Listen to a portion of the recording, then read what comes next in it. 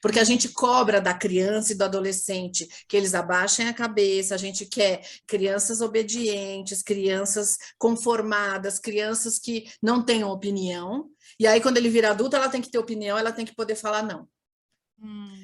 Ela Esse tem é que o ser ponto, né? proativa. Esse é o ponto-chave da educação A gente respeitosa. chegou num ponto muito, muito crucial, né? Então, assim, a conta não fecha. A conta não fecha. Se eu digo para o meu filho que a opinião dele não vale, e eu digo isso muitas vezes durante a infância e a adolescência, normalmente ele vai se conscientizar disso.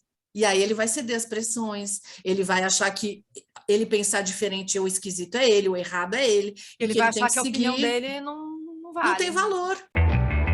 Podcast a Mãe! Olá, bem-vindos a mais um episódio do Podcast a Mãe. Eu sou a Juliana Tiraboschi e esse é o nosso bate-papo sincero sobre maternidade real. Hoje o nosso assunto é adolescência. Todos nós adultos que estamos aqui conversando, escutando esse podcast, já passamos por isso. A gente sabe como é uma fase desafiadora, que pode ser muito difícil, muitas mudanças acontecendo no corpo e na mente. Também pode ser uma fase muito legal de descobertas, de construção de relações, de amizade, mas tem muitos desafios nessa fase, né? E eu acho que 100% dos pais se preocupam com essa fase, porque a gente sabe, acho que todo mundo quer ajudar o filho a passar por essa fase de uma maneira mais leve. E eu trouxe, então, a psicopedagoga e educadora parental Cláudia Laminos, que é especializada em adolescência. Cláudia, obrigada por topar participar dessa conversa com a gente. Eu que agradeço a oportunidade de conversar sobre o meu assunto predileto e de expor para o mundo um pouquinho. Falar sobre adolescência é sempre enriquecedor, porque há muito preconceito em relação a essa fase, e eu acho que a gente tem que desmistificar, porque ela é uma fase natural da vida de um ser humano, assim como é a infância, a idade adulta ou a velhice, né? Sim. E a gente tende a focar na adolescência como algo problemático, né? E é algo natural, né? Algo que acontece naturalmente. E os pais têm muito medo dessa fase, né? Medo de não saber lidar com os filhos, medo do filho ficar um chato, medo de... sem falar, né, em questões como uso de drogas e sexo, né? É uma fase delicada, mas eu concordo com você, acho que a gente tem que desmistificar e tem que olhar também com um outro olhar, né? Um olhar de uma mudança que não necessariamente é uma fase ruim, né? Pode ser uma fase muito bacana se a gente souber lidar com todas essas mudanças, né? Sem dúvida. E a primeira coisa que eu queria te perguntar é, eu como mãe, imagino que as outras mães e pais também se preocupam em construir uma relação de confiança com os filhos, né? Porque, assim, meus filhos têm 8 anos, eles são gêmeos. Eu sei que eles confiam em mim. Se eles têm um problema, eles vêm me contar. Só que na adolescência a gente sabe que as coisas mudam, muitas vezes eles se fecham, não conversam tanto com os pais, não trazem os problemas. E uma relação de confiança você não constrói do dia para a noite, né? Então eu queria te perguntar o que a gente pode fazer, nós pais, para ir construindo essa relação de confiança desde a infância, desde a pré-adolescência. Quer dizer, dá para se preparar para a chegada da adolescência dos filhos? Dá para se preparar. Inclusive, no meu perfil do Instagram, que é bem movimentado, tem muitos pais de crianças da idade dos seus chegando e falando assim, eu vim aqui me preparar para a adolescência. Porque, como você já tinha dito aí no começo, a adolescência dá medo. E esse medo aparece antes dela, antes da própria adolescência. Você vê que seu filho está começando a mudar, 8, 9, 10 anos, você fala, tá batendo na porta, né? E aí esses pais têm chegado assim com bastante frequência essa nova população aí no meu perfil do Instagram, que era geralmente e normalmente de pais de adolescentes, né, em franca adolescência. Tá. E assim,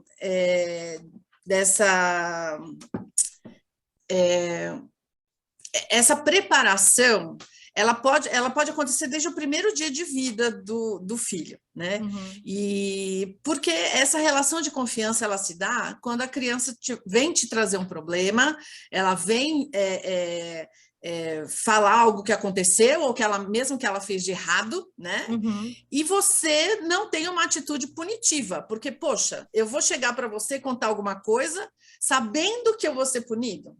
E esse tipo de relacionamento, a criança às vezes se sente compelida a contar, mesmo quando a relação é positiva, quando a relação é punitiva, desculpa. Mas o adolescente não vai mais. Então, se a gente constrói a relação de confiança, a conexão, né? E aí a gente pode falar de conexão, se você quiser, porque eu acho que a condição mais fundamental para a gente ter a confiança do filho, ter uma boa comunicação com o filho adolescente, se dá aí, a partir da conexão, que pode ser originada lá na infância e permanecer durante toda a vida, inclusive na adolescência, mas que, caso a gente não tenha favorecido essa conexão na infância por questões diversas, a gente pode reconquistar na adolescência. A adolescência é um período fértil para a gente poder conferir essa relação de confiança com o nosso filho. Eu costumo brincar dizendo que eu gosto de gente, né? Porque enquanto as duas pessoas estão vivas, a gente tem condição de construir isso. Nunca é tarde, então, para começar a formar essa conexão, né? Nunca é tarde. Mesmo eu já recebi pais de filhos adultos que conseguiram reconquistar uma relação positiva com esses filhos adultos. Que bom. É óbvio que a adolescência, se a gente for pensar friamente, a adolescência é a última chance que você tem de educar o seu filho. Porque depois a relação se horizontaliza. Né? Então, se você quer deixar sua marca, se seu filho é um legado que você vai deixar para o mundo, você tem até a adolescência para educá-lo. Né? Depois disso, a relação é horizontal, mas a convivência, né, e a conexão podem ser, sim, melhoradas mesmo durante a idade adulta. Certo. E como formar essa conexão? Então, você falou uma coisa muito importante que é não ter essa relação de punição, né? Então, assim, se a criança fez uma coisa errada, em vez de punir, o que a gente faz? A gente conversa? Quais são as alternativas, né? A gente tem até aqui no podcast um episódio sobre disciplina positiva, em que a gente fala um pouco sobre isso. Eu não lembro o número exato, mas se vocês voltarem aí na lista de episódios, vai ter lá nosso episódio. Ele é um pouquinho antigo. Mas, assim, queria ouvir de você, além da não punição, né? O que a gente pode fazer? Quando a criança faz uma coisa que não está certa, sei lá, bateu no amigo, ou fez alguma outra coisa que a gente tem que chamar atenção, tem que explicar que é errado, mas sem aquela punição que não vai ensinar. Não. Eu acho que essa é uma questão importante, porque a punição não ensina nunca. E o que a punição faz nesse caso, tanto na infância quanto na adolescência? Na infância, principalmente, ela deixa a criança constrangida, ela deixa a criança se sentindo mal, se sentindo inadequada. Na adolescência isso pode acontecer também, do mesmo jeito, só que na adolescência eu acho que surge um fator a mais, que é a sensação de injustiça. Eu fui injustiçado. E o adolescente, quando ele se sente injustiçado, ele não pensa em mais nada, nem no que fez. Então, se a sua intenção é fazê-lo refletir sobre o que fez, para que não se repita, a punição está te levando para o caminho oposto do seu desejo. Então, o ideal é conversar, e aí muitos pais têm a ideia de que eu só vou conversar, eu vou passar a mão na cabeça. Não, não é assim, você não tem que aceitar tudo, desrespeito é algo inaceitável, e algumas coisas a gente realmente tem que orientar, como eu disse, a última chance da gente educar um ser humano que veio da gente, né? Que a gente é responsável. E aí o que acontece? Você tem que usar e abusar das perguntas. Né? Então, não é falar tudo bem, filho, mas assim, por que você fez isso? O que você gostaria com isso? O que deu errado? Como é que você visualiza? Porque às vezes ele não enxerga o que a gente enxerga. É importante a gente ter ideia do que passa pela cabeça dele. O que poderia ter dado mais errado? O que poderia ter sido pior do que foi? Porque o adolescente, ele tem... o cérebro do adolescente está em franco desenvolvimento ainda, o cérebro termina o seu desenvolvimento, o cérebro humano, por volta dos 24, 25 anos. Então, se seu filho tem 14, 15, 16, 18, o cérebro dele está com o desenvolvimento incompleto e, na verdade, a última parte do cérebro a se desenvolver, que é o córtex pré-frontal, ele é a parte mais sofisticada do cérebro e que permite que a gente antecipe consequências dos nossos atos. Tenha o chamado controle inibitório. Melhor eu parar, melhor eu não fazer isso porque senão eu vou me dar mal. Sabe essa sensação que a gente tem? Para o adolescente é muito difícil. Então, ele no piloto automático, ele vai ter muita dificuldade. A gente tem que ensiná-lo. E muitas vezes é no erro que a gente consegue ensinar assim, olha, você podia ter pensado nisso antes. Mas para a gente dizer no que ele podia ter pensado, a gente primeiro precisa dessa reflexão. Né? Olha, podia ter dado pior, eu podia ter, né, bebi na festa, bom, passei mal, estou de ressaca, o combinado é não beber, mas o que podia ter sido pior? Podia ter sido pior eu ter apagado e parado no hospital em coma alcoólica, podia ter sido pior se eu estou numa festa em que nem todo mundo é meu amigo e eu sou roubado. Né? As meninas que bebem têm maior chance de engravidar, né? Gravidez na adolescência. Então, assim, a gente precisa, além do que deu errado, a gente precisa explorar essas situações de risco com os nossos filhos. E isso não é brigando. Né? Tem uma frase que, inclusive, é da disciplina positiva, que é conexão antes da correção. Se eu quero influenciar um adolescente, eu preciso me conectar a ele. E não é brigando, fazendo caras e bocas, me desesperando, dizendo, ai, como eu estou decepcionada, não foi isso que eu te ensinei, que eu vou conquistar essa conexão para influenciá-lo e para corrigi-lo. Né? Então, a gente precisa realmente se abrir para o diálogo e as perguntas são um coringa aí, uma carta coringa para a gente utilizar nessas situações. As perguntas servem para abrir os caminhos desse diálogo, né? Sim, e para fazer o adolescente refletir sem entrar num modo defesa, porque se eu castigo, se eu acuso, se eu julgo, ele vai tentar se defender, ele vai tentar argumentar para provar o que ele pensou na hora, ou que foi influência de outra pessoa e a culpa não é dele. Eles entram num looping de defesa que eles não pensam em mais nada. E não é o que a gente quer que eles pensem para da próxima vez não agir da mesma forma. Certo. Agora, eu vejo muitos pais, muitas mães principalmente, né, porque eu tenho mais contato com mães, se queixando de que o filho mudou muito durante a adolescência ou já na fase da pré-adolescência. Ontem mesmo eu li num grupo de Facebook uma mãe falando isso, que meu filho era tão bonzinho, tão tranquilo, tão fofo, e agora tá respondendo, tá rebelde, me trata mal, me xinga às vezes, né? Tá agressivo. Então, assim, eu tenho duas perguntas dentro desse contexto. Primeiro como formar ou solidificar essas conexões se o filho está mudando, por exemplo, mesmo que você construa boas conexões durante a infância. Se ele está mudando, como a gente consegue continuar a construir essas conexões? E como que a gente aceita que o filho está crescendo? Porque essa mudança, como você falou, é natural, ela vai acontecer. Então, eu acho que um pouco da dificuldade vem da criança realmente estar mudando o comportamento dela. E eu acho que também tem uma certa resistência da gente aceitar que o filho está crescendo, né? E vou emendar numa outra pergunta, que é: a rebeldia contra os pais é uma coisa normal dessa fase? Assim, é esperado? Isso é natural? Uhum. Bom, vamos lá. Normalmente, bom, eu vou começar com uma frase, vou refazer aqui a minha resposta. Tá. A adolescência não é de um indivíduo, a adolescência é familiar. Certo. Então, normalmente, as mudanças no adolescente acontecerão, começam do corpo. O corpo muda, cresce barba nos meninos, cresce seio nas meninas. O corpo está em franco desenvolvimento, partindo, né, para a constituição do corpo adulto, para o corpo final deste ser humano. Né? Então, e as mudanças emocionais, as mudanças cognitivas, as mudanças cerebrais, elas são até talvez mais intensas do que as mudanças físicas, só que a gente não enxerga. Né? Então, começa daí, essas mudanças vão acontecer. O que normalmente acontece? Os pais querem continuar tratando o adolescente do mesmo jeito que tratavam na infância. Aquela criança fofa e carinhosa, aquela criança alegre, agora só vive trancada no quarto com a cara amarrada. Aquela criança não existe mais. Então, qualquer comparação do adolescente com a criança que ele foi, para o adolescente é quase ofensivo. Não compare seu filho adolescente com o seu filho na infância. Ele não quer parecer criança, ele não quer ser igual ao que ele era.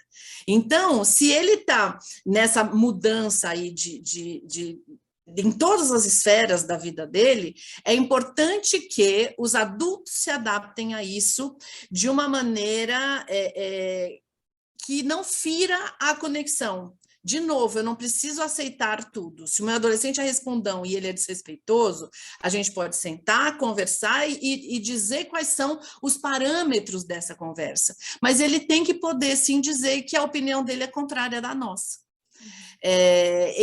A gente precisa abrir flancos de autonomia para esse adolescente. Ele precisa ficar mais no quarto. Ele é mais quieto e mais carrancudo porque, de novo, uma nova explicação da neurociência para isso. Ele fica mais carrancudo porque na adolescência existe um fenômeno que chama-se poda neural, e nessa poda neural o cérebro elimina todas as ligações que foram construídas muito rapidamente na infância e que não foram utilizadas. Então tem um monte de ligação lá, por exemplo, vai dando um exemplo, se eu tenho uma ligação para falar alemão, né? Vamos supor que fosse uma única, mas eu nunca aprendi alemão, né? Isso ali essa ligação está feita, mas eu nunca utilizei. Então o cérebro percebe as ligações menos utilizadas e ele poda realmente, ele elimina essas ligações. Junto com essas ligações vão receptores de dopamina.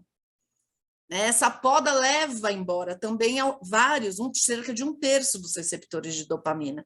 E aí o que acontece? As sensações de alegria, criança barulhenta, que o olho brilha, que está sempre rindo e correndo, vira um ser circunspecto e quieto dentro do quarto.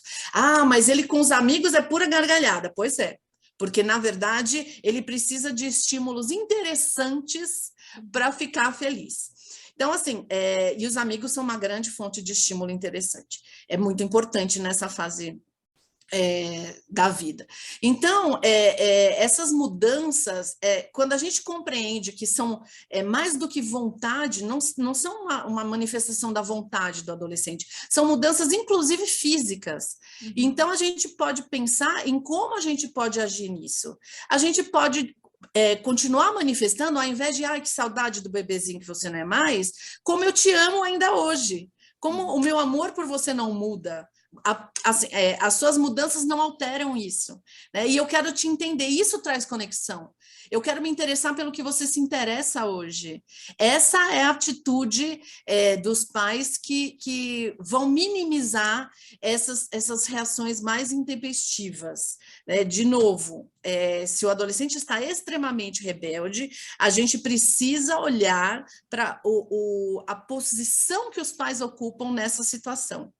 Em que mudanças eles fizeram desde a infância para que a gente consiga ajeitar aí a ação dos pais para minimizar essa rebeldia.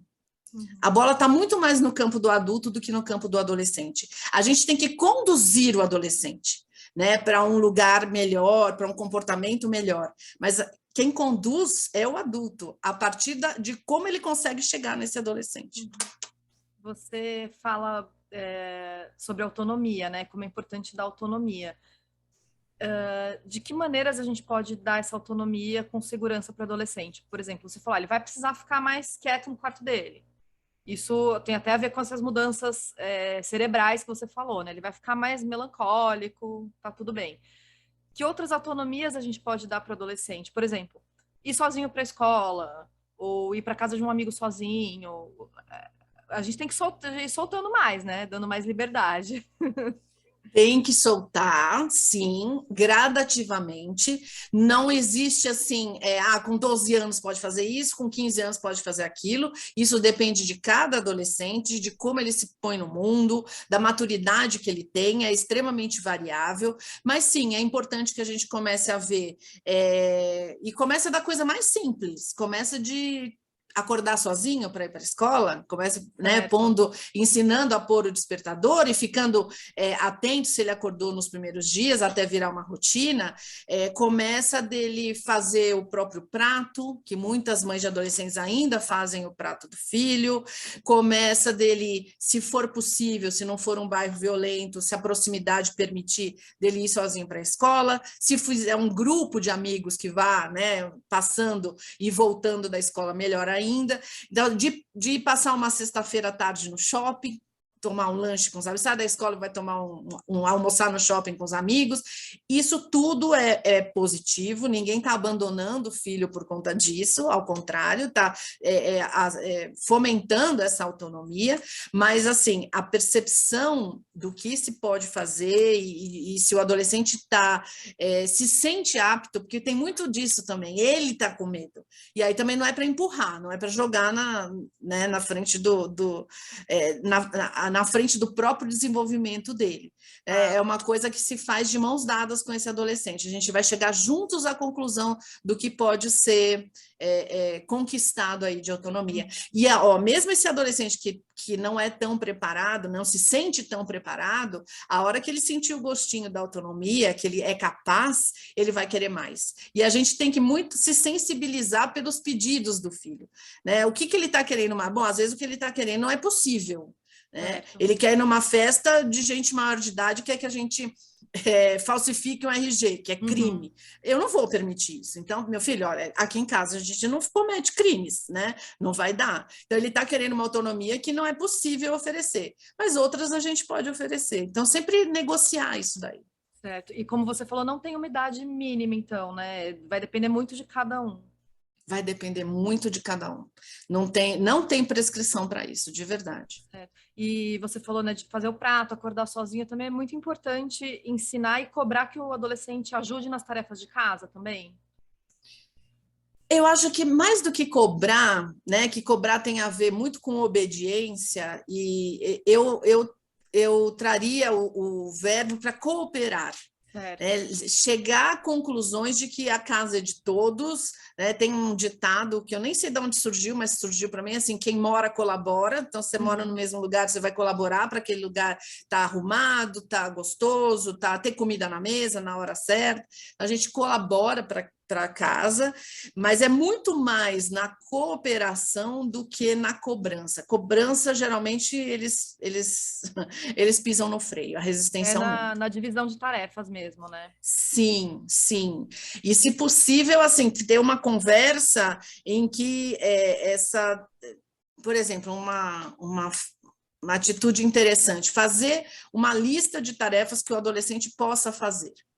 Então, ele pode tirar o lixo, ele pode, sei lá, levar o cachorro passear, ele pode fazer, né, 5 ou 6 coisas. E entregar essa lista e falar assim: escolhe 3 para você fazer essa semana.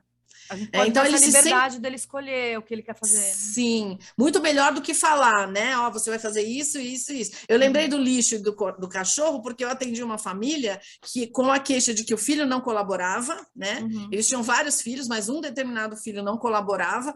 E aí eu perguntei quais eram as tarefas, como é que eles foram escolhidas as tarefas, e eles falaram: a gente falou, o fulaninho X vai fazer isso, isso, isso. O fulaninho até chegou nesse Y aí, que é o que era fruto da reclamação, e ele tinha que tirar o lixo e recolher o cocô do cachorro.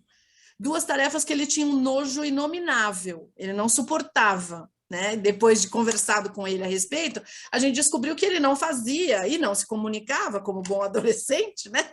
Muitas vezes, e não se comunicava, e ele se recusava, não porque ele não queria colaborar, mas porque ele não queria fazer aquelas tarefas. A hora que ele pôde escolher as tarefas, melhorou infinitamente a colaboração dele. Então, assim, essa possibilidade de escolha sempre é uma coisa boa em relação aos adolescentes. E se a gente faz isso com os adultos, por que não com os adolescentes, né? Por exemplo, se eu vou dividir, vamos supor, eu vou dividir as tarefas com o meu marido. A gente pode escolher o que cada um prefere fazer. Então, se eu tenho mais jeito para cozinhar, eu vou cozinhar. E ele vai lavar louça e ir no mercado comprar os ingredientes, sei lá. Que é mais ou menos o que a gente faz aqui. Aqui então, também. Se nós adultos podemos escolher o que a gente prefere fazer, por que não, né? Por que não perguntar para o adolescente o que ele preferiria fazer do que impor, né, uma tarefa? A nossa educação, Juliana, ainda está muito pautada na obediência. Muito pautada na obediência. A gente se coloca num lugar superior ao dos adolescentes e das crianças também, né?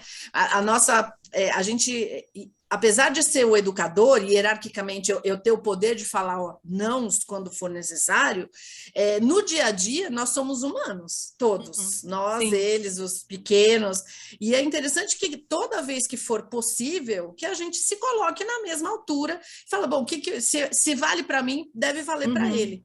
O que eu não posso, como adulto, e ele não, é deixar ele se meter em enrascada e fazer coisas que prejudiquem saúde, segurança. Isso é uma prerrogativa e eu acredito que até um dever do adulto. Fora isso, é pura obediência, é uma necessidade de ser superior mesmo. Até porque, como você falou, o adolescente às vezes não é nem capaz de avaliar o risco, né? Então, quando é algo que envolve o risco, a gente tem que interferir, né? Eu tenho um filtro, né, que quem me segue no Instagram sabe muito bem, que é assim, se põe em risco saúde ou segurança, a gente tem que falar não, e o não é taxativo, pronto, acabou, né? Então, esse filtro é interessante, porque a gente tem que falar os nãos necessários, mas a gente tem que falar os sims possíveis. Certo. Né? Tem possibilidade de falar sim? Fale, por que não? Né? É uma boa frase essa. Obrigada. Eu tenho uma pergunta / comentário aqui de uma ouvinte que eu queria comentar com você, que foi a Gabi quem mandou. Inclusive, só abrindo aqui um parênteses, a Gabi me mandou essa pergunta pelo nosso grupo do Telegram, que é uma coisa nova aqui no podcast. Agora a gente tem esse grupo que eu tô lá junto com algumas ouvintes para a gente trocar ideias sobre maternidade, bater um papo. Então eu vou deixar o link para o grupo no perfil do Instagram, @podcastamãe, para quem quiser entrar lá e se juntar a esse bate-papo. E aí eu perguntei lá se alguém tinha alguma pergunta, a Gabi me mandou essa pergunta, que é o seguinte, que acho que traz um pouquinho do que a gente já falou, mas queria complementar. Ela escreveu o seguinte, que muitas vezes o adolescente é desafiador e a relação com os pais é colocada à prova. Mas o adulto também pode mudar padrões para voltar a ter uma relação mais leve com o adolescente. Porque o adolescente vai querer desafiar para se formar enquanto indivíduo, e eu acho que cabe ao adulto entender isso e levar a adolescência de maneira leve, sem o absurdo do aborrecente, entre aspas, ou elevar o nível da agressão só para mostrar quem é que manda. Eu acho que ela está ecoando um pouco disso que você falou, da obediência, né? Às vezes a gente quer só ser obedecido e pronto, né? E eu também acho horrível, né? Eu também acho horrível esse termo aborrecente. Nossa, quer ser meu inimigo e ficar falando de aborrecente. A gente devia abolir isso, né? É horrível. E isso que ela fala, assim, do adolescente querer desafiar, traz um pouco daquilo que a gente está falando da rebeldia. É normal que os adolescentes queiram discordar dos pais só para mostrar que eles têm a própria personalidade? É isso, é exatamente isso. Eles querem, eles estão num processo chamado individuação, que é, traduzindo, se tornar um indivíduo. A criança ela é muito conduzida pelos pais. O pai escolhe a roupa, a mãe escolhe o que vai comer, faz o prato. Blá, blá, blá. As escolhas da vida da criança, em grande parte, são feitas pelos pais. Os adolescentes não querem mais isso. Eles estão se tornando indivíduos, separados dos pais. Essa separação ela é fundamental para que nasça aí um adulto independente, um adulto produtivo, um adulto que seja alguém que atue positivamente na sua comunidade, na nossa sociedade. Certo. Então, assim, essa individuação entre várias características tem, assim, eu preciso ter minha opinião. Então, eu vou dar um exemplo aqui que toda mãe de adolescente vai rir, porque certamente já aconteceu na casa dela. A gente comprava roupas para o filho ou para a filha, e eles vestiam, ai, como você tá lindo! Hoje, às vezes, a gente passa na frente de uma loja e fala, nossa, que bonitinho aquilo. Ai, horrível, mãe. Nossa, como é que você pode gostar daquela coisa medonha? Acho que isso é o clássico da adolescência, né? Então, assim, começa daí. Começa da escolha da roupa, né? E que muitas vezes vira uma coisa gigante dentro das famílias, porque ele está com uma roupa ridícula, porque ele quer pintar o cabelo de azul. Escuta, mas não é o corpo dele? A gente pode ter algumas prerrogativas do tipo, a gente vai num casamento, hoje você não vai com essa calça larga e esse tênis horroroso. né? Não precisa nem dizer horroroso, pode falar furado, sujo, sei lá. Pode dar outro adjetivo, mas que a gente acha horroroso. Então, assim, a gente pode ter... Mas no dia a dia, por que ele não pode ser ele mesmo? Por que ele não pode usar o que ele gosta? Então, dá para fazer respeitar. algumas negociações, então, né? Sem tipo, dúvida. Nesse casamento, vamos mudar um pouquinho aí o look, no dia a dia você usa o que você quiser. Exato. Sabe o que é, Juliana? O adolescente que só ouve não, ele ouve não para um tênis que a gente não gosta para ir para a escola, ele ouve não para um cabelo azul, ele ouve não para... Ele ouve não o tempo todo. Quando a gente fala um não que realmente seja necessário, do tipo, você não vai com essa roupa no casamento, esse não está no balaio de todos os outros nãos, e a sensação dele é que ele nunca é ouvido, ele só ouve não. Quando a gente fala sim para roupa que a gente não gosta, mas que é só para ir na escola ou ir na casa do amigo, quando a gente fala sim para coisas que não vão prejudicar, a hora que a gente fala um não, o não tem um peso. Poxa, minha mãe tá falando não é por algum motivo. Né? Muitos pais chegam com a ideia oposta. Falar, se eu disser muito sim, ele não vai aceitar o não. Cabeça de adolescente não funciona assim. É o contrário. É ao contrário. Um monte de sim seguido por um não, dá esse não um estatuto de importância. Tem uma razão para eles me dizerem não. E aí a gente pode discutir. Também só dizer não, né? Não cabe muito na adolescência. É importante explicar o porquê daquele não, né? Sim, sempre. Mesmo que o porquê seja, porque em casamento a gente não vai vestido assim nunca, em hipótese alguma. Né? Por que eu não posso ir em tal lugar? Porque a sua segurança vai estar em risco, então é não. A resposta não precisa ser um compêndio de filosofia, pode ser uma frase simples, muito circunscrita, mas ainda assim ele merece uma explicação. Cláudia, uma outra coisa que a Gabi falou aqui, que ela pergunta como o adulto pode voltar a ter uma relação mais leve com o adolescente, né? Essa pergunta dela me lembrou algo que eu sempre vejo você comentar no seu perfil do Instagram, que é mostrar interesse pelas coisas que o adolescente gosta, né? E não achar que é besteira, isso é ruim, né? Esse filme é ruim, essa série é ruim. Mostrar interesse. Aí eu te pergunto, é legal assim a gente assistir a série junto com o adolescente, ouvir a música que ele gosta, ou ele vai achar um mico, tipo, meu pai tá querendo se passar por jovem, tá ouvindo a banda que eu gosto. Será que o adolescente acha que é um mico, ou ele vai gostar dos pais curtirem as coisas que eles curtem também? Eu acho que nós temos que ter um equilíbrio aí. Se eu quero saber, meu filho está ouvindo uma música e eu quero saber que banda é essa, que pedir para ele me apresentar outras músicas, não significa que quando ele estiver com os amigos eu vou me vestir como ele e curtir a música junto. Então existe uma diferença. O mico é assim, se meu pai quer ser tão jovem quanto eu, usar gírias que eles usam, né? Então, assim, eles ficam enlouquecidos quando os pais usam palavras que é do grupo deles. Não é para usar, use só linguagem normal, só gírias e tudo mais. Agora, conhecer é muito legal. Esse interesse porque é dele, mesmo assim, adolescente que gosta de jogar videogame, sentar do lado e perguntar qual é o objetivo, quem é ele ali na televisão, no monitor, o que está acontecendo ali, qual é o objetivo do jogo, isso tudo é muito legal. Não significa que quando os amigos vierem jogar em casa ou quando tiver todo mundo online jogando, que eu vá sentar lá e ficar gritando com eles.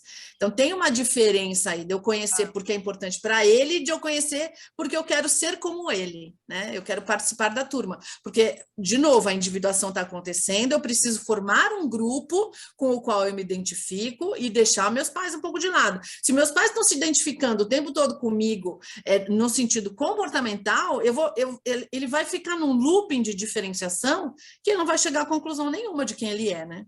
Certo, porque ele não vai conseguir se diferenciar de fato dos pais. Né? Exatamente. Agora, pensando... deixa eu só terminar. Eu gostei muito da pergunta da Gabi. A Gabi, ela pegou o espírito da coisa, né? De que eles vão passar pelas mudanças, eles vão querer se diferenciar. Como é que eu posso fazer, né? Então, parabéns para ela. E eu gostei dessa palavra que ela usou, da relação mais leve, né? Eu acho que é isso. Eu acho que a adolescência não precisa ser tão pesada, né? Sem dúvida nenhuma. Claro, vai ter seus dramas e seus conflitos, porque... Isso que a gente falou, né? Todas essas mudanças acontecendo que são até físicas, que o adolescente nem controla, né? Mas acho que a gente pode dar uma suavizada, né, nesses conflitos e problemas, né, que o adolescente vai passar naturalmente. O adulto tem que se colocar no lugar de adulto. Uhum. Eu sempre falo, ele é o adulto da relação. Porque a gente acha, porque o adolescente está com 1,80 m e tem barba na cara, ou porque a menina está uma moça e tem corpo de mulher, que o físico ele se desenvolve muito antes do psíquico. Então, assim, ele não tem o repertório que a gente tem, ele não raciocina do jeito que a gente raciocina. Então, não adianta cobrar dele uma postura de adulto, porque ele tem cara e corpo de adulto. Uhum. Ele não é adulto. Ele não tem cabeça de adulto.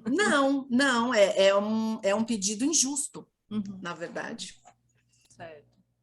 Agora, eu pensei assim numa outra situação que a gente falou, né? A rebeldia é normal, a diferenciação é esperada, contrariar os pais também é esperado, é normal. E aqueles adolescentes que são muito bonzinhos, assim, muito tranquilos, que aceitam as regras, que não se rebelam. Isso é um problema também, porque se o normal nessa fase é você se diferenciar, você buscar sua própria personalidade, um adolescente que nunca questiona nada, como saber se ele tem essa personalidade mesmo, ou se isso é resultado de um medo dele de contrariar os adultos, de não desafiar? Em que ponto, como é que a gente sabe se uma tranquilidade excessiva na adolescência pode ser um problema? Olha, eu acho que, em primeiro lugar, que os pais, de alguma maneira, sentem. E aí, eu sempre falo que se tem uma pulguinha atrás da orelha, que a gente precisa levar ela em consideração, mesmo que a gente esteja errado, depois a gente descubra isso. Mas, assim, muitos pais me procuram falando assim, mas ele nunca se coloca contra. A gente fala, nós vamos fazer X. Ah, tá bom. Ah, não vamos mais, nós vamos fazer Y. Ah, tá bom. Isso acaba gerando uma certa ansiedade nos pais. Então, quando o adolescente ele é tão compreensivo de um modo que incomoda, ele nunca fala não para os amigos, ele vai para lugares que ele não quer sem reclamar. Então, eu acho que é uma questão da vida. A gente precisa olhar para a vida desse adolescente e não porque ele cedeu uma vez, né? Ele cedeu uma vez, é ótimo que ceda, que a gente esteja apostos para olhar o ponto de vista do outro, mas todas as vezes, com todas as pessoas. Então, assim, se eu posso dar um recado para os pais, e isso pode ser nesse aspecto ou em qualquer outro, eu não sei se meu filho anda tão tristonho, não sei se é depressão, meu filho, eu não sei se é tal coisa, se está com essa dúvida, procura um profissional que lide com isso. Não sei se é depressão, vamos procurar um psicólogo. Vamos ver o que ele diz. Se ele falar não é nada, é ótimo, maravilhoso. A gente pega o filho e volta para casa. Então, levar isso em consideração, eu acho que é uma boa. Não dá para falar, olha, observe esses fatores, que se tiver tudo ok aqui, ele está ok. Não tem como dizer isso. Mas, normalmente, a gente precisa também, antes de encerrar essa resposta, pensar com um pouco de cuidado sobre o que é o normal. Eu gosto muito mais de falar que é o esperado, porque nem sempre o que a gente espera vem, né? Então, é o esperado que ele esteja mais indócil, talvez. Ele queira mais mostrar para os pais qual é a opinião. Mas é o esperado. Alguns não são assim e estão muito bem, né? Então, há uma diferença aí. Na dúvida, é sempre bom procurar uma terapia, um psicólogo. Um psicólogo para avaliação. Tá. Sem dúvida. E uma coisa que você falou sobre não dizer não para os amigos, né? Me trouxe uma pergunta que eu ia te fazer, que é em relação às amizades, né? O que fazer se o filho tem amizades que os pais acham que não são saudáveis, ou acham que são má influências, ou que o filho não consegue se impor diante de uma situação que ele não gostaria de estar. Por exemplo, vão numa festa, vão num lugar X, e ele acaba indo junto porque ele tem medo de dizer não para o grupo. Ou ele tem amizades que os pais acham que não são legais. Como lidar com essas situações? O melhor a fazer, interferir em amizades, em namoros, normalmente, interferir de maneira radical, né? Normalmente são um tiro no pé. Ver, assim. Proibir, falar não de jeito nenhum, normalmente são um tiro no pé. A gente vai aumentar uma resistência, e se a gente falar proibir, eles vão dar um jeito de ver. Se a gente proíbe no sábado à noite, ele vai ver no domingo à tarde.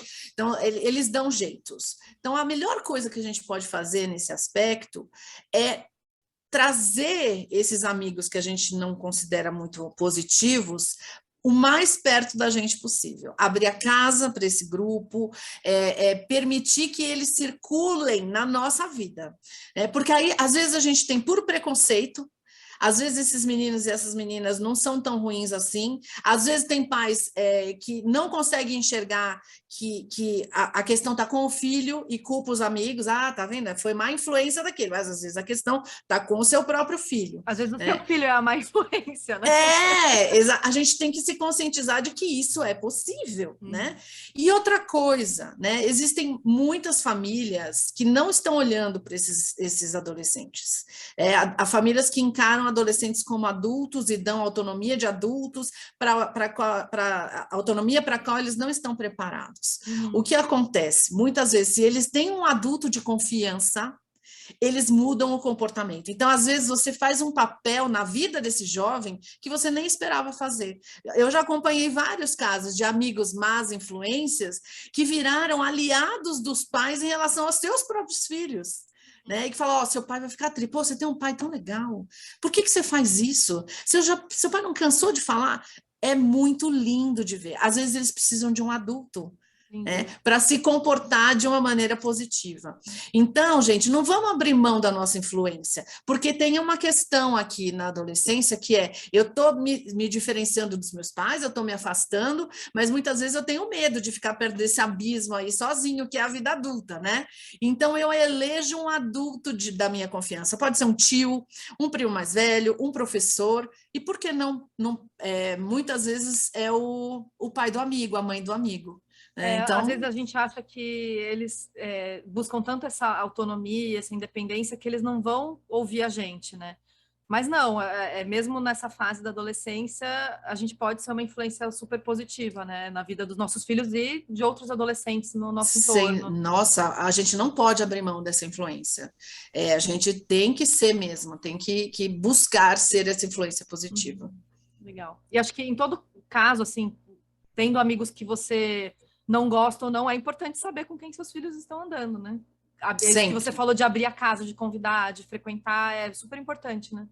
Levar, vamos todo mundo tomar um lanche? Vamos todo mundo comer pastel na feira no domingo de manhã? Sei lá, inventa as coisas mais diferentes, sabe? Para você conseguir olhar. Porque às vezes a gente põe uma lente tão ruim que a gente não consegue olhar para que aquele menino, aquela menina tem a mesma idade que os nossos filhos, tem a mesma ingenuidade do que os nossos filhos. A gente acha que ele é uma coisa horrorosa, né? E não é, normalmente não é.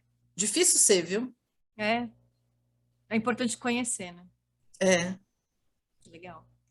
Agora, eu queria falar um pouquinho com você sobre pandemia.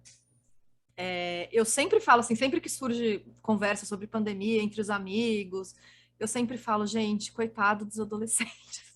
Porque eu acho que a faixa etária, não sei, meu palpite é que é a faixa etária que mais sofreu com a questão do isolamento social. Porque, assim, na fase que você tá querendo bater a asa, sair de casa, ter mais independência, ver os amigos, de repente fechou tudo, acabou a escola, você teve que ficar trancado em casa com seus pais sem ver ninguém. Isso acho que é o pesadelo de qualquer adolescente, né?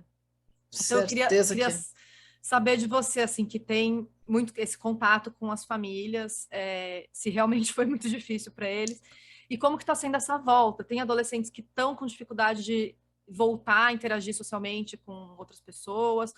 Se esse for o caso de quem está escutando a gente, como a gente pode ajudar? Eu concordo com você, né? E isso é a minha opinião também. Não vi nenhuma pesquisa aí falando disso, mas eu concordo pelo que eu vi, acompanhando diversas famílias, que a adolescência foi a faixa etária mais afetada pelo isolamento. Porque para os adultos e para as crianças, a família ela quase basta, digamos assim. A gente está aqui, a gente está protegido, a gente está mais junto, a gente brinca junto, a gente faz todas as refeições junto. Para os adultos e para as crianças foi Em alguns momentos foi até um prazer poder estar mais perto. Para os adolescentes, não. Talvez os idosos tenham sofrido também, os idosos que Sim, é moram verdade. sozinhos, Principalmente os que né? moram sozinhos, sim.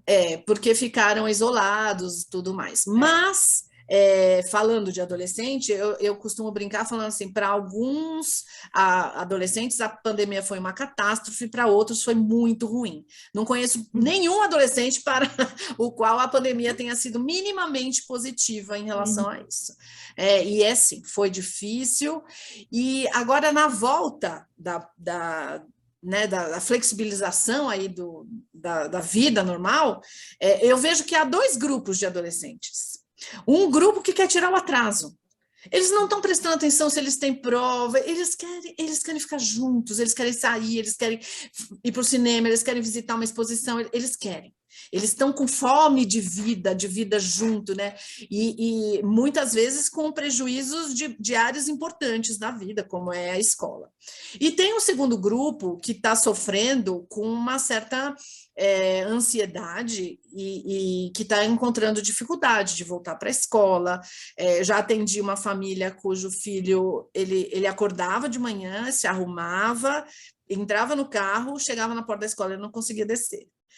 E todos os dias isso se repetia e está fazendo terapia, está em acompanhamento, mas assim, existem casos bem importantes de adolescentes que não conseguiram vencer, outros que conseguiram, mas voltaram para a escola, mas estão isolados, não se recuaram em relação ao grupo que pertenciam, não estão se encontrando. Muitos mudaram drasticamente durante a pandemia, fisicamente, dizendo. Porque então, 2 anos na vida de um adolescente, a pessoa muda muito fisicamente. De 12 para 14, de 14 para 16, gente, eles são outras pessoas em termos de comportamento e em termos de aparência. Sim. Muitos engordaram durante a pandemia, muitos, a maioria de nós, todos eles inclusive, então estão com vergonha de voltar, falar, vão dizer que eu estou gordo, entendeu? Então, isso tem sido um fator importante e um fator que eu tenho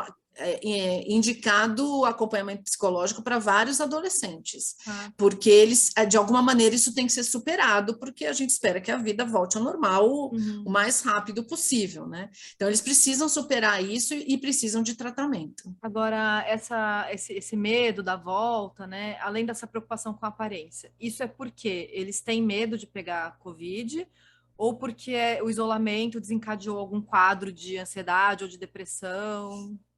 Eu já vi as duas situações, né? E na verdade tudo é ansiedade, né? Certo. Quando eu tenho muito medo de algo, esse é um sintoma ansioso, né? E essas fobias todas são um tipo de ansiedade. E a ansiedade da convivência em si, né? De, eu tô muito esquisito, eu tô muito diferente, será que vão gostar de mim assim?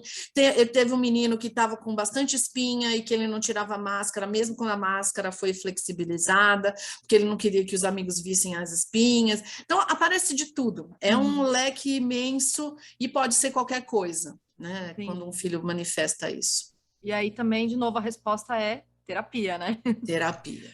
Não tem jeito, tem que partir para uma ajuda profissional, né? Quando assim a criança se recusa a sair, se recusa a ir para a escola, mesmo com os cuidados, né? Por exemplo, se ela tem medo de pegar a Covid, ela pode ir para a escola de máscara, mas mesmo assim, ela tem crianças que não conseguem. É isso? Eu acho que o grande termômetro, Juliana, é assim, eu posso ter medo, eu posso me sentir constrangido, mas isso não pode me paralisar. Quando o medo, o constrangimento ou qualquer outro sintoma que o adolescente tenha é um paralisador, o impede de viver as atividades do dia a dia dele, aí eu tenho que me preocupar. Acho que esse é a grande medida é isso. Acho que até para os adultos, né? Sem dúvida. Sem dúvida. Agora a gente falou um pouquinho sobre a questão das amizades, né? E eu quero entrar num assunto mais espinhoso, que é como conversar com os adolescentes sobre sexo, drogas. Começa a conversar antes da adolescência ou espera chegar um pouco mais perto daquelas situações que ele vai viver, porque isso tem tudo a ver com essa questão das amizades, né? Se ele tá num grupo de amigos que começa a rolar alguma droga, como você orienta? Vai ter adolescente que vai experimentar mesmo, você orientando a não experimentar, o que fazer se isso acontecer. e como orientar em relação ao sexo, né? Porque, como você falou, proibir não adianta nada. Eu sou do pensamento que a gente tem que orientar, esperar o momento certo e se proteger, né? Não adianta a gente falar não transa, não faz nada, porque Não, chega a ser cômico. não dá, né? Não vai funcionar. Então, assim, como que a gente orienta ao adolescente se respeitar para escolher o momento certo, para, né, não se desrespeitar mesmo, né? Fazer por pressão do namorado, ou usar droga por pressão dos amigos. Acho que esse é o ponto, Juliana, é a questão da pressão. Tanto a pressão ativa, do tipo, ai, todo mundo já fez, faz também, só falta você, ai, que você é careta, você é isso, né? Quanto a pressão interna. Aquela assim, poxa, mas tá todo mundo fazendo, mas será que eu sou muito esquisito porque eu não quero fazer agora? É aquela coisa interna do próprio adolescente. Sim. Então, orientar sobre álcool, drogas e outras substâncias, essa orientação tem que, primeiro, a gente não pode esperar uma curiosidade. Esse é um ponto importante. Quando o adolescente manifesta uma curiosidade, é sinal de que isso está rondando o pensamento dele de alguma forma. Então, a hora que rondar, é importante que ele já tenha a orientação. Então, é obrigação mesmo nossa, eu vejo como um dever parental orientar sobre isso e que essa orientação vá para além da nossa opinião. Não é que eu acho ruim, não, olha o que a ciência diz, o prejuízo. Os adolescentes, de novo, o cérebro, né? Eu acho que a grande chave da adolescência é entender o cérebro do adolescente. O cérebro do adolescente, ele é muito mais, por essa poda neural que tira receptor de dopamina, o cérebro do adolescente, ele tem sede de alegria, de experiências muito prazerosas, e o vício pode ser uma delas. Então, assim, o cérebro do adolescente possibilita que ele seja mais suscetível à aquisição de dependências. Então, a gente precisa mostrar isso, a gente precisa, como eu disse, tem que ir para além da nossa opinião, do é certo, errado, é bom ou ruim. A gente tem que mostrar para eles as coisas que acontecem, aquilo que, de novo, também, aquilo assim, você experimentou hoje, já experimentou, né? Ok, experimentar não é a morte, ninguém está dependente porque usou uma vez. Ok, mas o que poderia ter dado pior? O que pode piorar se você continuar experimentando? Porque aí depois não é mais experimentar, vira dependência. O que acontece com alguém que é dependente nisso ou naquilo? Então, assim, a gente tem que, de novo, encadear conversas. Se a gente achar, isso estou falando de álcool, drogas e substâncias, tá? Se a gente achar que o nosso discurso está inócuo, que ele não está dando, né, o menor ouvido para o que a gente está fazendo, é interessante procurar um profissional, um psiquiatra, um ebiatra, que é o pediatra especializado em adolescência, para que haja uma explicação científica, porque a explicação de um profissional normalmente tem outro peso, né? Então, é importante cuidar disso. Sobre sexualidade, eu já recebi família assim, meu filho tem 19 anos e nunca perguntou, como é que eu falo? Aí eu falo, agora ele já fez, né? Desculpa, você não precisa falar mais nada. Acho que passou um pouco da hora. Então, e é assim, né? A gente, de novo, é um tema que eles têm contato desde muito cedo. Eu já recebi famílias cujo filho de 10 anos estava vendo pornografia. Então, assim, não pense que seu filho de 15 não sabe, porque ele já sabe, e sabe muito, talvez mais do que você em alguns aspectos, mas a gente tem que se adiantar, né? A educação sexual, ela vai muito além a educação para a relação sexual, da mecânica da coisa. A gente tem que falar de consentimento, a gente tem que falar de respeito, a gente tem que falar falando de respeito, né? Do respeito por si mesmo, de respeito pelo outro. A gente tem que falar para os nossos filhos que nenhuma situação a mais sexualizada pode ser documentada, filmada, fotografada, porque isso pode cair na rede. Então, tem vários aspectos que vão para além da relação sexual em si, que é muito importante, de usar camisinha, de prevenir gravidez, de prevenir doenças sexualmente transmissíveis. É óbvio que isso é de fundamental importância, mas muitos pais ficam sem graça achando que é só isso. E, na verdade, o início mesmo tem que acontecer na infância como uma medida preventiva de abuso sexual na infância. Já tem que começar a ensinar desde a infância, né? Desde a infância. Que ninguém que não cuide dele pode tocar, que ele não é para tocar em ninguém. Isso é Sim. educação sexual. Sim, né? é muito Então, importante. é muito importante. E aí a gente vai, quando a gente começa lá, as coisas vão se encadeando naturalmente. Se a gente chegou na adolescência e ainda não tomou essas atitudes, precisa tomar. Você falou de nomear as partes, é muito importante para a criança, né? Para o pequeno nossa, muito importante. A criança precisa saber o nome de cada parte íntima, né? Precisa saber falar se aconteceu alguma coisa com ela. Não dá apelido, né? Não dá apelido, dizer o nome mesmo. Pênis é pênis, não é pipi, o pipi ou qualquer coisa assim, né?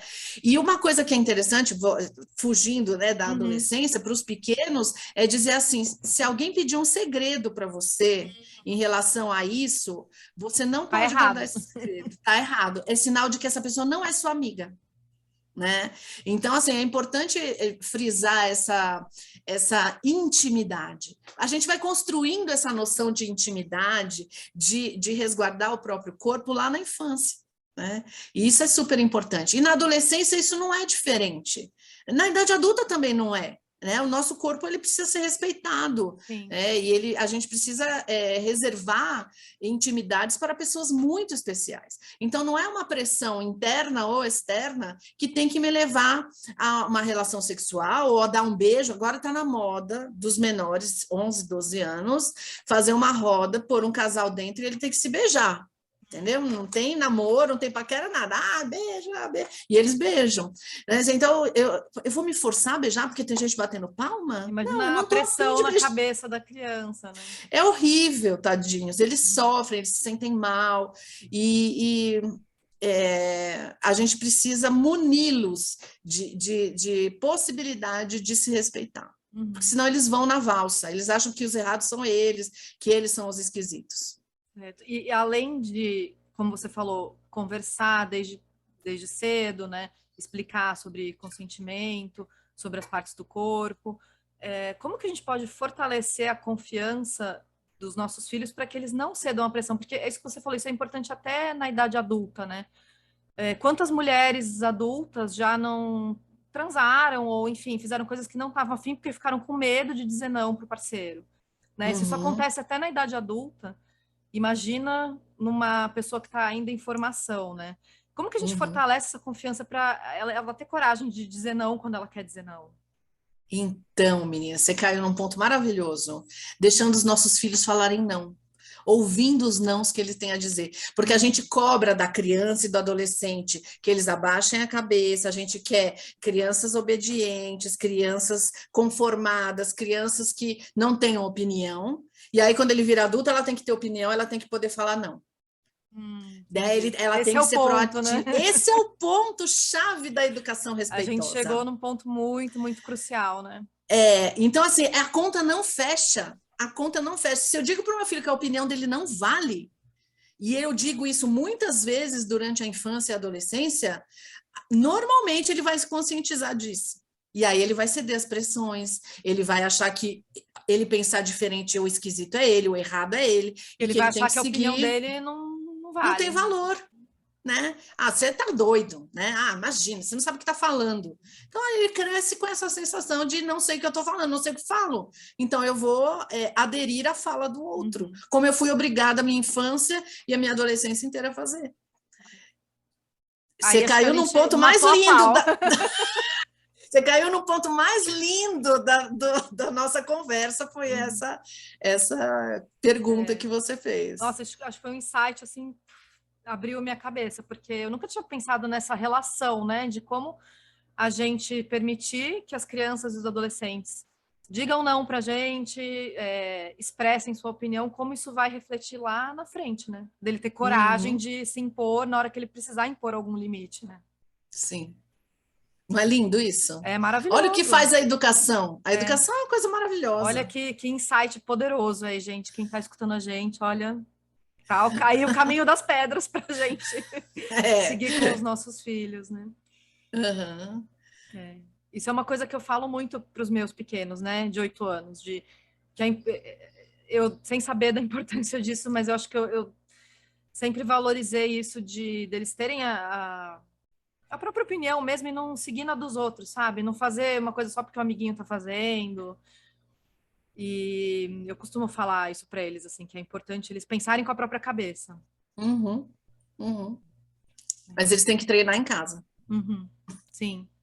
É muito legal. Tem que deixar eles treinarem, né? A gente tem que abrir esse espaço. Cláudia, uma outra coisa que eu queria te perguntar, que tem a ver com essa questão da sexualidade, eu não tenho muito contato com adolescentes, são poucos, assim, os que eu tenho contato, mas o que eu escuto muitas pessoas falarem é que os adolescentes hoje em dia têm uma sexualidade muito mais fluida do que as nossas gerações, né? Que eles experimentam mais, então que eles ficam com colegas do mesmo gênero, né? Meninas beijam mais meninas, meninos também.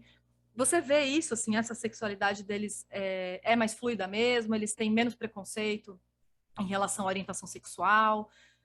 O que é importante os pais saberem sobre isso? Olha, eu vejo isso sim, há uma série de casos aí que os pais chegam às vezes meio desesperados, inclusive. Ai, falou que não é binário, ai, beijou a menina, e é uma menina, né? Beijou a amiga. Eles têm mais informação, eles têm informação na palma da mão, né? Com os celulares, então eles sabem das coisas. Mas eu vejo que essa geração ela está com uma necessidade de se pôr em caixinhas. Então, um adolescente muito novinho, 11, 12 anos, falando que é bi, falando que é pan, e isso normalmente, repito, normalmente, não é sempre, mas normalmente ainda não está fechado, não teve um desfecho aí da sua orientação sexual. Mas eu vejo isso sim, a gente precisa levar de uma maneira natural também, de novo, né? A gente precisa orientar, mas proibir ou dizer que está tudo errado é querer que o adolescente se afaste, e aí você não vai saber mais de nada. Bom, então acho que assim, nesses casos então de experimentações, de meninas ficando com meninas, meninos com meninos, eu acho que a orientação para os adolescentes deve ser a mesma, né? Da pessoa se cuidar fisicamente e emocionalmente, né? Não fazer nada do que ela não queira, respeitar o próprio corpo, os próprios sentimentos, e a gente respeitar essas experimentações e os sentimentos deles, né? Acho que a gente tem que encarar com naturalidade, se eles se interessarem por pessoas do mesmo gênero, né? Acho que a gente tem que abrir a cabeça e respeitar esse momento deles, né? É exatamente isso, né, Juliana? Porque a orientação é exatamente a mesma, do que a gente daria se fosse um relacionamento heterossexual. A diferença está na nossa cabeça e não na cabeça deles. É uma outra geração que pensa diferente e que, se a gente quiser tê-los por perto, a gente tem que se aproximar aí dos interesses deles, como a gente falou lá no comecinho da nossa conversa. E, assim, para a gente encerrar a nossa conversa, a gente falou muito de respeito, de ver o adolescente como um indivíduo, né? Não como uma... Isso acho que é importante desde a infância, né? A gente não vê a criança, o filho, como uma extensão da gente, ele é um indivíduo que tem que ser respeitado. E eu queria saber se você tem alguma outra dica que a gente não falou, de como a gente pode exercitar a nossa empatia com os adolescentes, porque acho que a gente esquece de como que é ser adolescente, né? A gente passou por isso. E a gente esquece de como era ruim quando um adulto minimizava o nosso sofrimento ou o nosso sentimento em relação a alguma coisa, porque adolescente faz drama, porque adolescente exagera. E quando a gente era adolescente, a gente se sentia péssimo de ser tratado assim, mas depois, quando a gente cresce, parece que esquece como é que era, né? Então, queria saber se você tem alguma dica final aí para a gente exercitar mais a empatia com os nossos adolescentes. Eu acho que você deu o caminho, assim. Primeiro, tentar lembrar da sua própria adolescência. Se bem que essa é uma dificuldade que eu tenho encontrado nos pais com bastante frequência. Eu não lembro exatamente do que acontecia. Normalmente, várias coisas são apagadas da memória da adolescência dos pais. E uma outra questão é olhar para o adolescente, se interessar em conhecer a adolescência. Como eu falei, muitos tratam os filhos como adultos, porque eles têm estatura de adulto, cara de adulto, né? Conhecer a adolescência num sentido mais específico da fase. O que eu posso esperar de um adolescente? O adolescente precisa de ajuda para quê? Né? Eu acho que essa é uma questão importante, que todo mundo estuda para quando vai ganhar nenê, né? Todo mundo compra livro, visita site, blog. Então a mãe sabe todos os saltos de desenvolvimento da criança, quando é que tem que tirar a fralda, quando nasce o dentinho e tudo mais. Mas aí chega na adolescência, que é uma nova virada de página, e a pessoa acha que continua voando em céu de brigadeiro. E aí leva um trupicão, né? A turbulência é grande. Então, assim, se preparar para a adolescência é algo de fundamental, né? Eu vejo que isso facilita muito a relação entre pais e filhos. Então, a gente tem que fazer a nossa lição de casa também, né? Estudar um pouquinho, pesquisar um pouquinho sobre as mudanças que acontecem nessa fase, né? Até porque, como você falou, né? Se a gente entender todas essas mudanças neuronais, cerebrais que acontecem, fica muito mais fácil de entender o comportamento do adolescente, né? Sem dúvida nenhuma. Agora eu queria ir para o nosso bloco, que a gente tem um bloco aqui que se chama Conselho de Mãe, em que eu peço para o nosso entrevistado dar alguma dica de algum livro, filme, ou série, ou documentário, ou qualquer coisa assim que tenha a ver com o nosso tema e que possa ajudar a gente a compreender esse tema melhor. Você tem alguma dica, Cláudia? Eu tenho um livro que, embora o título possa assustar, ele é bem palatável, de uma linguagem bem gostosa, feito realmente para pais, que chama, e que vai possibilitar os pais a entenderem muito melhor algumas reações dos seus próprios filhos, que se chama O Cérebro Adolescente. Existem vários livros com esse nome, mas o que eu recomendo é cujo autor é Daniel Siegel. Daniel Siegel, ele é um neurocientista e que, assim, ele tem o livro O Cérebro da Criança também, né? E eu estou indicando o Cérebro Adolescente, e a gente fica, às vezes, maravilhado e, às vezes, apavorado quando a gente começa a ler esse livro. Então, a gente falou tanto de cérebro, que normalmente é uma grande incógnita aí para os pais, então eu gostaria de deixar essa indicação. É um livro de capa laranja bem forte, assim, que tem uma cabeça aí de adolescente na capa, e eu acho que pode beneficiar muito os pais que estão ouvindo a gente. Ótimo. Sim, como a gente estava falando, é importante fazer a lição de casa, estudar, pesquisar, então, começando por bons livros, acho que a informação é fundamental, né? Especialmente informação baseada em ciência, né? Sim. Eu tenho um curso também que nesse momento está fechado, um curso que chama Adolescência Não é Monstro, mas ela vai te pegar, para pais cujos filhos estão entrando na adolescência, né? A adolescência vai aparecer aí na sua casa, inclusive na sua aí, Juliana, vai aparecer em dose dupla. Estou me preparando. E que também eu explico aí não só o neurológico, né? Mas as várias áreas aí do desenvolvimento em relação à entrada na adolescência, e que é muito legal também, os pais gostam bastante. Então, fala pra gente já o arroba do seu perfil no Instagram, para os ouvintes te seguirem. Com prazer. Meu arroba então, meu perfil é @claualaminos, tudo junto. E aí, quando você vai voltar com o curso mais para frente? No segundo semestre eu vou voltar com o curso. Tem um curso que é para eles, para os adolescentes, falando. Legal. O para os adolescentes chama Adolescência Manual do Usuário. Quem vai entrar na adolescência vai sentir o quê? Vai sofrer o quê? O que acontece lá dentro?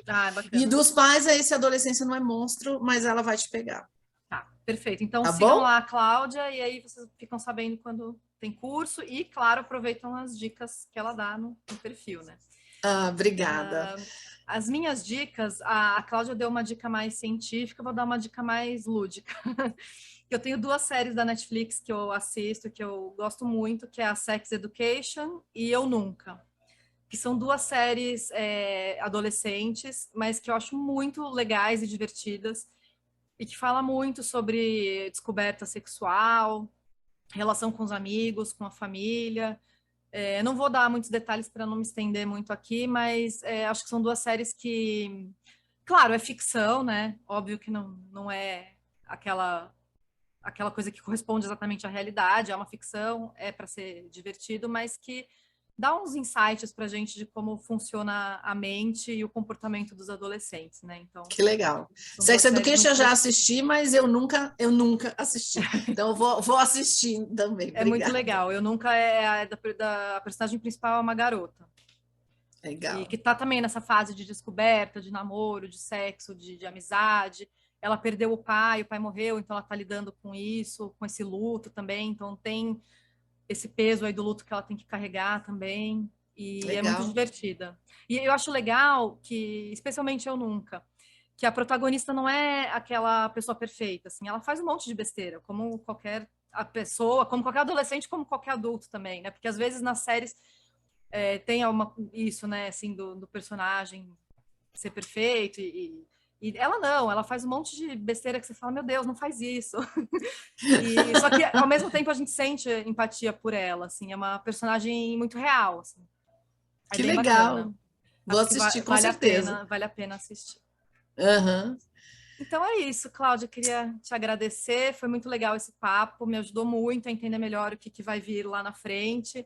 Espero que ajude os ouvintes também. Acho que esse é um assunto muito extenso, inesgotável, que dá para a gente voltar a falar aqui no podcast outras vezes, mas eu acho que deu para dar um panorama bem legal sobre o que é a adolescência e como lidar melhor com essa fase. Então, muito obrigada pelo papo. Eu que agradeço a oportunidade de espalhar meu pensamento e meu conhecimento aí para pais de crianças que vão em breve se tornar adolescentes e pais de adolescentes. Muito obrigada pela oportunidade. Obrigada a você. Então, siga Tá bom? a gente lá no Instagram, @podcastamãe. E também não se esqueçam do link lá do Telegram, para quem quiser entrar, vai ficar lá no perfil da bio do Instagram, tá bom? Obrigada, gente. Até o próximo episódio. Podcast Mãe.